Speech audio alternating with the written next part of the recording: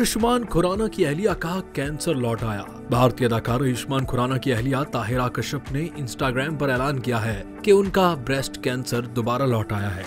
ताहिरा, जो पहले ही कैंसर से लड़कर सेहतयाब हो चुकी हैं, उन्होंने अपनी पोस्ट में इस बीमारी से दोबारा लड़ने के अज़्म का इजहार किया और उसे राउंड 2 करार दिया। उनके शौहर आयुष्मान खुराना ने जज्बाती रद्दअमल देते हुए उनके लिए अपनी मोहब्बत और हिमायत का इजहार किया, जबकि मद्दाहों और दोस्तों ने भी उनके लिए नेक ख्वाहिशात का सिलसिला शुरू कर दिया। ताहिरा को पहली बार 2018 में ब्रेस्ट कैंसर की तशखीस हुई थी और उस वक्त भी उन्होंने अपने सफर को खुलेआम इंस्टाग्राम पर शेयर किया था।